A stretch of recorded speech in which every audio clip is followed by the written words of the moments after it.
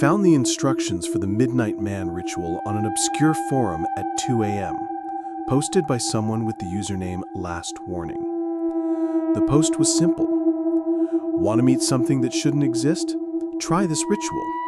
But know that once you start, you can't stop. The Midnight Man doesn't like quitters. Being a skeptical college student who collected urban legends for fun, I thought it would make great content for my blog. The ritual seemed harmless enough. Light a candle, write your name on paper, put the paper under a door, knock 22 times with the final knock occurring exactly as my clock struck 12 a.m., then open the door, blow out the candle, and relight it. If the candle went out during the ritual, you had to relight it within 10 seconds, or the Midnight Man would find you. What could go wrong? I decided to perform the ritual in my dorm room at exactly midnight on Halloween night. The irony seemed appropriate. I followed every instruction precisely, wrote my name, David Chen, on a piece of paper, placed it under my door, knocked 22 times with the final knock occurring exactly as my clock struck 12 a.m. I opened the door to the empty hallway, blew out the candle, and immediately relit it. For a moment, nothing happened. The flame burned steadily, casting dancing shadows on the walls. I was about to declare the whole thing a bust when the temperature in my room dropped 20 degrees in an instant. That's when I felt it. A presence standing right behind me, so close I could feel breath on the back of my neck. But the breath was wrong. It was ice cold and smelled like dirt and decay, like air exhaled from a grave. I turned around slowly, the candle shaking in my hand, and saw him. The Midnight Man was tall, impossibly tall, with limbs that seemed too long for his body. His face was hidden in shadow, but I could see his eyes glowing like embers in the darkness. He was wearing what looked like a tattered suit from another era, and his fingers ended in claws that clicked against each other like dice. "David Chen," he said in a voice like grinding stone. "You called for me. Now we play." The rules were simple, he explained. I had to avoid him until 3:33 a.m. If my candle went out, I had 10 seconds to relight it, or he would catch me. If he caught me, the game would end permanently. I ran. The chase began in my dorm room and spilled out into the hallways. The Midnight Man moved in ways that defied physics, sometimes walking normally, sometimes appearing instantly at the end of hallways, sometimes crawling along the ceiling like a spider. His claws left gouges in the walls wherever he touched. My candle went out 3 times during the chase. Each time, I barely managed to relight it before the 10-second deadline. Each time, the Midnight Man's laugh echoed through the building like the sound of breaking glass.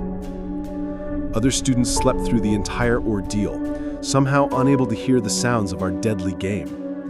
The Midnight Man existed in a space adjacent to our reality, visible only to those who had summoned him. At 2:45 a.m., I made a mistake.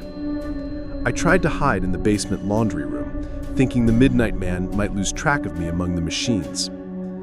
But he found me anyway, materializing from the shadows between the washers like smoke taking solid form. My candle went out.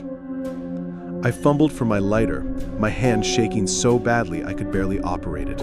1 second, 2 seconds, 3 seconds. The flame wouldn't catch. 4 seconds, 5 seconds. The Midnight Man stepped closer, his claw-tipped fingers reaching for me. 6 seconds, 7 seconds. The lighter sparked but produced no flame. 8 seconds, 9 seconds. On the 10th second, just as the Midnight Man's claws brushed my face, the candle ignited. He vanished with a shriek of rage that shattered every light bulb in the basement. I spent the remaining 43 minutes huddled in a corner of the library, protecting my candle flame like it was the most precious thing in the world. When 3:33 a.m. finally arrived, the Midnight Man appeared one last time. "Well played, David Chen," he said with what might have been respect. "But remember, you can only win this game once. If you ever perform the ritual again, I will not be so generous with the rules." He faded away with the coming of dawn, leaving me alone with my candle and the knowledge that some urban legends are more than just stories. I never wrote about the experience on my blog. Some stories are too dangerous to share. But I kept the instructions for the Midnight Man ritual hidden in a locked drawer in my desk. Because sometimes, late at night when I can't sleep, I find myself thinking about the thrill of the chase, the pure terror and exhilaration of dancing with death for 3.5 hours. The Midnight Man is waiting for anyone brave enough or stupid enough to call his name. But remember his warning: you can only win once. And losing means you disappear forever. If these stories sent chills down your spine, don't vanish into the darkness without hitting that like button. Share your scariest experience in the comments below, because your story might be featured next. And remember, the scariest thing is missing out. So subscribe now, before the next nightmare finds you. I should have never opened that email attachment. My name is Michael, and I used to be a digital forensics expert for the FBI. Used to be, because after what I saw in that cursed image file, I can never look at a computer screen the same way again. It started 3 months ago, when we received a case involving a series of unexplained suicides across different states. The only connection between the victims was that they had all received the same email attachment, a file called smile.jpg, exactly 24 hours before taking their own lives. My job was to analyze the image file to see if it contained any hidden malware or subliminal messaging that could drive someone to suicide. What I found was much worse than any virus or psychological manipulation technique.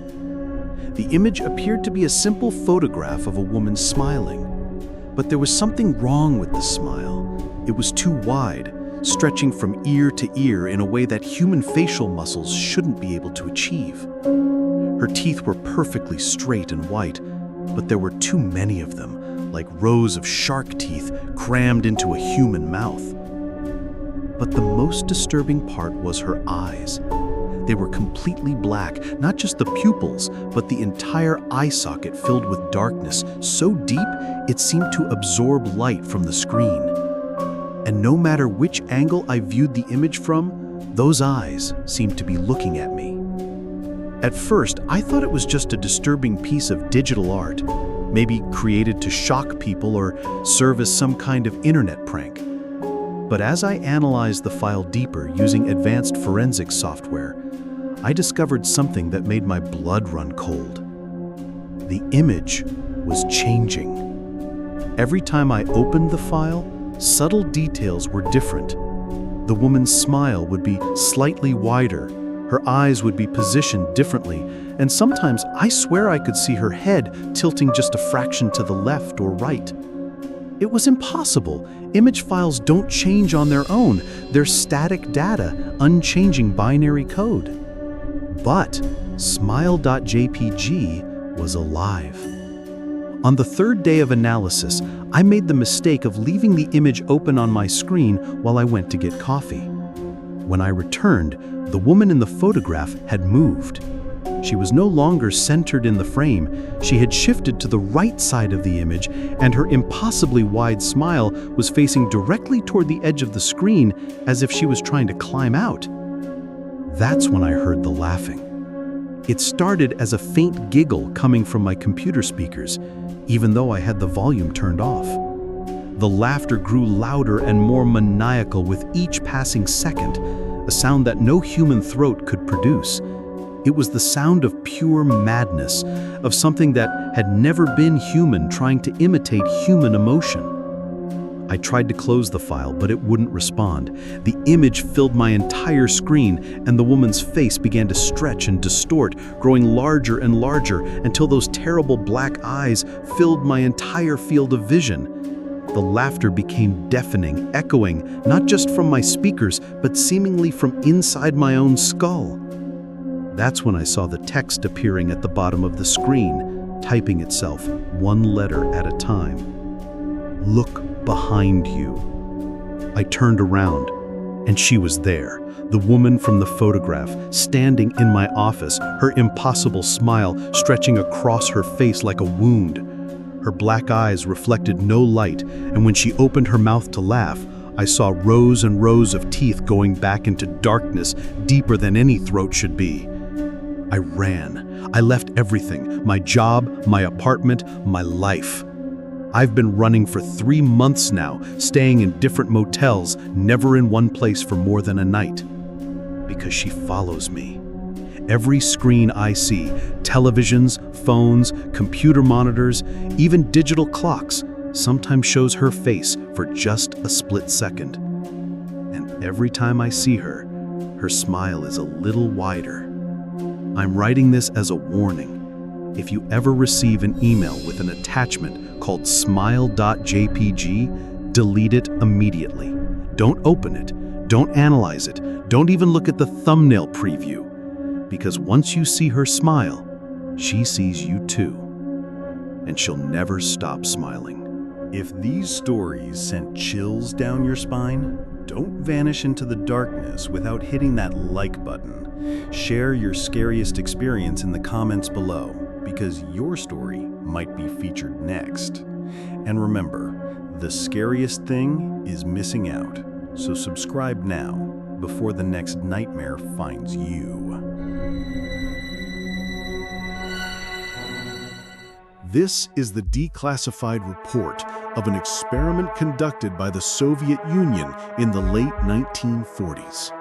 What follows is the most disturbing documented case of human experimentation in recorded history. The subjects were political prisoners deemed expendable by the state. The experiment was simple in concept, but horrifying in execution. 5 political prisoners were sealed in a chamber and exposed to an experimental gas that was supposed to eliminate the need for sleep. The researchers wanted to create the perfect soldier, one who never tired, never needed rest, never showed weakness. For the first 5 days, everything went according to plan. The subjects remained awake and active, monitored through microphones and one-way glass. They talked, exercised, and seemed to be adapting well to their sleepless state. The gas appeared to be working perfectly. On day 6, the subjects stopped talking to the researchers. They would whisper to each other, but refused to respond to questions or commands from outside the chamber. The researchers could hear them moving around, but couldn't see what they were doing because they had blocked the observation windows with pages from books that had been provided for their entertainment. Day 9 brought the first screaming. It started with one subject and quickly spread to the others. But these weren't screams of pain or fear. They were screams of pure, mindless terror, the sound of human minds completely breaking under pressure. The screams continued for hours, then suddenly stopped. When the researchers checked the chamber's atmosphere, they found that the subjects were consuming oxygen at a rate that should have been impossible for 5 resting humans. They were burning through their air supply like they were running marathons continuously. On day 11, the researchers heard something that made their blood freeze. Laughter. Maniacal, inhuman laughter that went on for hours without stopping. One of the subjects was heard saying, "I must remain awake. The things I see when I close my eyes, they're so much worse than anything in the waking world." Day 14 was when they decided to check on the subjects. When they opened the chamber, the smell hit them first. A mixture of decay, excrement, and something else that none of them could identify, but that made them immediately nauseous. 4 of the subjects were still alive, but what they had become could barely be called human anymore. They had been awake for over 2 weeks, and their minds had completely shattered. But worse than their mental state was what they had done to their bodies. Using nothing but their fingernails, they had torn chunks of flesh from their arms and legs, carefully avoiding major arteries. They had eaten their own flesh, chewing it slowly and methodically while staring at the walls with wide, unblinking eyes. One subject was found dead, his throat torn open, but not by his own hand. The others had killed and partially consumed him during the night. "We want to remain awake," one of the surviving subjects said when the researchers entered the chamber. His voice was calm, rational, completely at odds with his horrific appearance. "We have learned things, seen things. The sleep world is not safe. We can never sleep again." The subjects fought violently when the researchers tried to remove them from the chamber. They begged to be sealed back inside, to be given more of the gas, to be allowed to remain awake forever. "You don't understand," one of them screamed as they dragged him away. "Sleep is death. Sleep is where they wait for us." 3 of the subjects died during the removal process, their bodies too damaged to survive outside the chamber. The 4th subject was taken to a secure medical facility for observation. Dr. Kozlov, the lead researcher, visited the surviving subject one last time before the project was officially terminated. The subject was strapped to a bed, his self-inflicted wounds bandaged, but his eyes remained wide open, staring at something only he could see. "What are you?" Dr. Kozlov asked. The subject smiled with what remained of his lips. "Have you forgotten so easily? We are you. We are the madness that lurks within every human mind, the thing that sleep keeps at bay. We are what you truly are when you strip away the pretense of civilization and consciousness." "Then what am I?" Dr. Kozlov asked. "You are the dream. We are what happens when the dream ends." That night, Dr. Kozlov went home and destroyed all his research notes. He never slept well again, and colleagues noted that he often seemed tired, like he was fighting to stay awake. 3 months later, he was found dead in his laboratory, his throat torn open by his own fingernails. The Russian sleep experiment was classified, and all records were supposedly destroyed, but some say the research continued in secret, that somewhere in the depths of government facilities, scientists are still trying to unlock the secret of sleepless soldiers. And sometimes, people report meeting individuals who never seem to sleep, who stare with wide, unblinking eyes and speak of things that wait in the darkness behind our eyelids. If you ever meet someone who claims they haven't slept in weeks, run, because they might be telling the truth. And that's the most terrifying possibility of all. If these stories sent chills down your spine, don't vanish into the darkness without hitting that like button. Share your scariest experience in the comments below, because your story might be featured next. And remember, the scariest thing is missing out. So subscribe now, before the next nightmare finds you.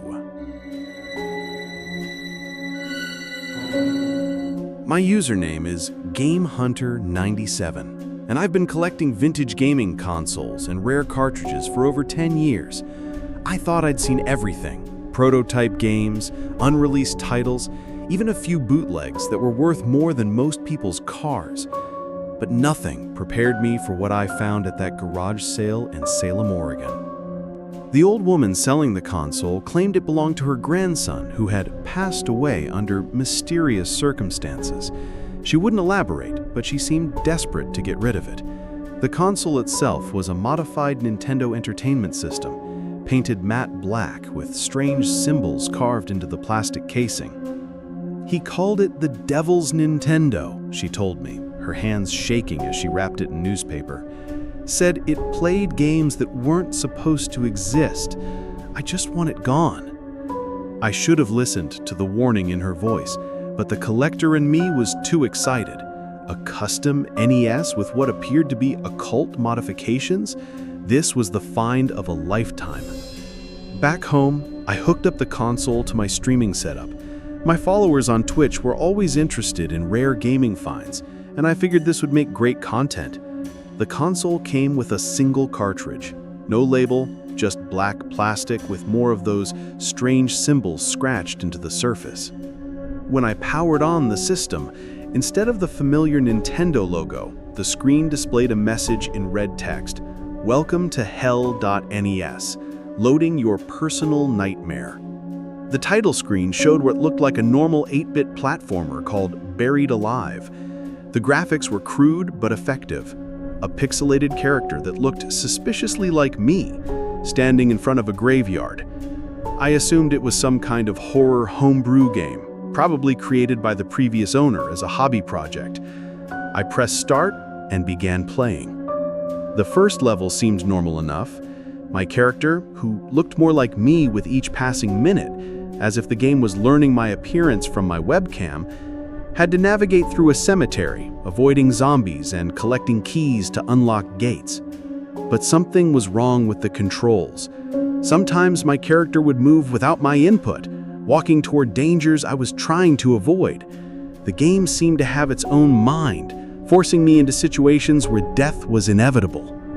Each time my character died in the game, the death scenes became more elaborate and disturbing. Instead of simply falling over, my pixelated self would be torn apart by zombies, buried alive in graves, or dragged screaming into dark holes that appeared in the ground. My Twitch chat was going crazy. This looks so real. How were the death animations so detailed? This doesn't look like any NES game I've ever seen. That's when I noticed something that made my blood run cold. Every time my character died in the game, I felt a brief moment of actual pain, a sharp stabbing sensation in the exact location where my character had been injured. The second level took place in what appeared to be my own house, perfectly recreated in 8-bit graphics, down to the smallest details. My character had to avoid traps that were hidden in familiar locations, bear traps under my couch, poisoned needles in my refrigerator, a noose hanging in my bedroom closet. I tried to turn off the console, but it wouldn't respond. The power button did nothing, and unplugging it from the wall had no effect. The screen remained active. The game continued running. It was as if the console had tapped into some external power source. The third level was the most disturbing yet. My character was trapped in a maze-like basement, and the only way to progress was to solve puzzles that required knowledge of my personal life, my social security number, my mother's maiden name, the date of my first kiss, information that no game should know. But somehow, Hell.NES knew everything about me. The final level wasn't a level at all. It was a mirror. The screen showed my actual room in real time, as if the console had become a window into reality. But there was one crucial difference. In the game's version of my room, there was someone standing behind me. I turned around, but no one was there. When I looked back at the screen, the figure was closer. My chat had gone silent. The viewer count was dropping rapidly as people left the stream, but a few dedicated followers remained, typing messages like, "Look behind you," and "It's in your room." The figure on the screen was close enough now that I could make out its features. It looked like me, but wrong, like a badly made copy, with eyes that were slightly too large and a smile that stretched too wide. The game version of me was reaching toward the real me with pixelated hands that seemed to be pushing through the screen. That's when I felt cold fingers on my shoulders. I spun around and came face to face with my digital doppelganger, somehow standing in my physical room. It spoke in the distorted sound of 8-bit audio. "Game over. You lose. Time to join the console." The last thing I remember is being pulled toward the screen, feeling myself being compressed and digitized, my consciousness being sucked into the game world. The pain was indescribable, like being turned inside out and flattened into 2 dimensions. I'm writing this from inside hell.nes now, trapped in the digital world, like the previous owner's grandson before me. I can see through the console's camera, watch it as it waits for the next collector to find it at a garage sale or flea market. If you ever see a modified black NES with strange symbols, don't buy it. Don't even touch it, because some games are designed to play you. And in hell.nes, the game never ends.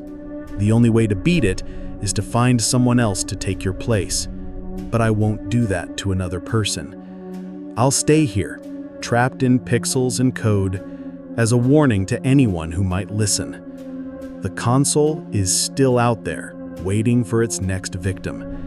And when it finds one, I'll try my best to warn them from inside the game. But I don't think they'll listen. Collectors never do.